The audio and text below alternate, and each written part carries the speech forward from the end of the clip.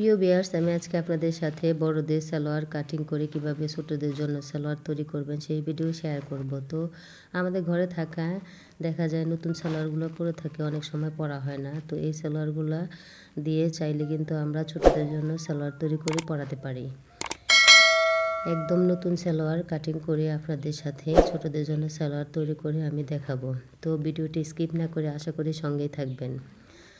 আসসালামু আলাইকুম এভরিওয়ান। তো আসুন দেখা যাক আমি আপনাদের সাথে বড়দের সালোয়ার কাটিং করে ছোটদের জন্য সালোয়ার তৈরি করে দেখাবো। তো আমি এখানে সালোয়ারটি ভাঁজ করে বিছিয়ে নিয়েছি। তো আমি এখানে লম্বার মাপটি নিয়ে নিব প্রথমে। তো আমি 25 ইঞ্চি লম্বায় সালোয়ারটি তৈরি করব। তো আমি এখানে লম্বার মাপটি নিয়ে সালোয়ারটির কাটিং করব। তো এখানে আমি স্কেলের সাহায্যে সালোয়ারটি ড্রয়িং করে নিচ্ছি। তো এখানে আমি 25 ইঞ্চি লম্বা সালোয়ারটি ড্রয়িং করে নেব। 2 ইঞ্চি এক্সট্রা নেব রাবার ঘরের জন্য। তো এখানে আমি 9 ইঞ্চি চওড়া নিয়ে এবং 2 ইঞ্চি এক্সট্রা রাবার ঘরের জন্য রেখে উপরের দিকে, তো এখানে আমি 11 ইঞ্চি হাই নিয়ে স্কেলের সাহায্যে দাগটি টেনে মিলিয়ে নিলাম। এখানে 25 ইঞ্চি লম্বা নিয়ে নিচের অংশে আমি মোড়া দিব চওড়া করে ভেঙে। তো এখানে আমি 2.5 ইঞ্চি বাড়তে নেব যেহেতু মোটা বর্ডার হবে। তো আমি এখানে স্কেলের সাহায্যে দাগগুলো স্পষ্ট করে দিয়ে নিচ্ছি। তো আমি নিচের মোহরিতে বাচ্চাদের যেহেতু সালোয়ার এখানে আমি 5.5 ইঞ্চি নেব। তো আমি এই পর্যায়ে সালোয়ারটি কাটিং করে নিচ্ছি।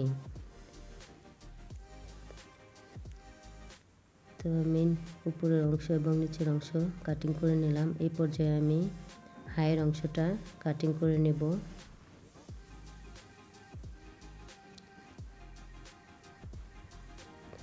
তো হাইয়ের অংশটা কাটিং করে আমি পুরো সালোয়ারটা কাটিং করে নিলাম। এই পর্যায়ে আমি চিহ্ন অনুসারে কাটিং করে নিয়ে চিহ্ন করে নেব।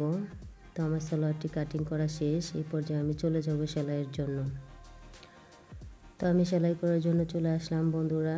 তো আমি প্রথমেই এখানে মাঝখান বরাবর ধরে 2 ভাঁজে কাপড়গুলা 1/2 ইঞ্চি রেখে সেলাই দিয়ে নিব একটি। তো আমি এটিকে প্যান্ট কাটিংয়ের যে সেলাইটি দেওয়া হয় মূলত ওই সেলাইটি দিচ্ছি। মানে আমি এটিকে না কাটিং করে প্যান্ট কাটিংয়ের মতন করে সালোয়ারটি তৈরি করব। তো আমি এখানে সালোয়ারটি মাঝখান বরাবর সেলাই দিয়ে 1/2 ইঞ্চি পরিমাণ আটকে নিলাম। এই পর্যায়ে আমি আরও একটি ভাঁজ উল্টো দিকে দিয়ে চাপ সেলাই দিয়ে সেলাইটি দিয়ে নিচ্ছি। তো এই সেলাইটি দেওয়া শেষ। একই নিয়মে আমি আরও একটি অংশ সেলাই করে নিয়েছি। তো আমি সোজা সাইড করে রেখে আরেকটি পার্ট আমি উল্টো সাইডে ধরে হাইয়ের অংশটা সোজাসুজি করে মিলিয়ে হাইয়ের অংশটা আটকে নেব। তো আমি হাইয়ের অংশটা সেলাই দিয়ে আটকে নেব। তো আমার চ্যানেলে যারা নতুন তারা অবশ্যই সাবস্ক্রাইব করে পাশে থাকবে এবং লাইক দিয়ে অবশ্যই ভিডিওটি দেখবেন। আর যারা অলরেডি সাবস্ক্রাইব করেছেন তাদের অসংখ্য ধন্যবাদ।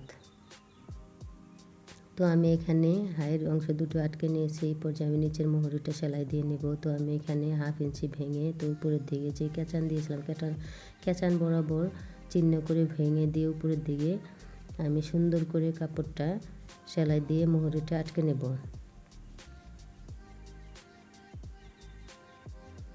তো আমার দুটো মোহরের অংশ আমি একই নিয়মে সেলাই দিয়ে আটকে নেব।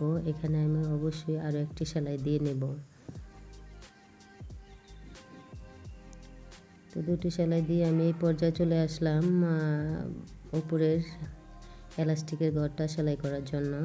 তো আমি এখানে 200 পরিমাণ কাপড় মুড়িয়ে ভিতরের দিকে দিয়ে আমি এখানে এলাস্টিকের ঘরটা সেলাই করে নেব। অবশ্যই খেয়াল রাখবেন যে হাইয়ের অংশটা যেন সামনের দিকে থাকে দুটোটা অংশই। তো এভাবে চিকন এলাস্টিকগুলো লাগাতে আপনাদের জন্য সুবিধা হবে। তো আমি হাইয়ের অংশটা আমার দিকে রেখে আমি 2 ইঞ্চি পরিমাণ কাপড় এলাস্টিকের জন্য রেখে আমি সেলাইটি দিয়ে নিচ্ছি,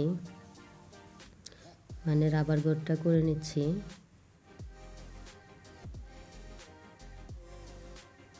তো আমি একই নিয়মে মাঝখান দিয়েও আরও একটি সেলাই দিয়ে নেব। তো মাঝখান দিয়েও সেলাইটি দিয়ে নেব, আমি যেহেতু এখানে চিকন রাবার ব্যবহার করব, তো আমার 2টি রাবার এখানে ব্যবহার করতে হবে চিকন। তো আমি এই পর্যায়ে সালোয়ারের রাবারের ঘরটি করা শেষে আমি এখন মোহরের সেলাইটি দিয়ে নেব সাইডে। তো আমি এখানে ছোট বাচ্চাদের যেহেতু, তো আমি এখানে 4.5 ইঞ্চি মোড়া ধরে সালোয়ারটির হায়ের অংশটা আটকে নেব। তো তোমরাও কিন্তু চাইলে বন্ধুরা ঘরে থাকা নতুন সালোয়ারগুলা দিয়ে ছোটদের জন্য সালোয়ার তৈরি করে দিতে পারো।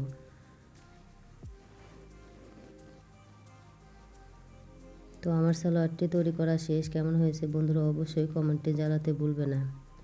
আল্লাহ হাফেজ।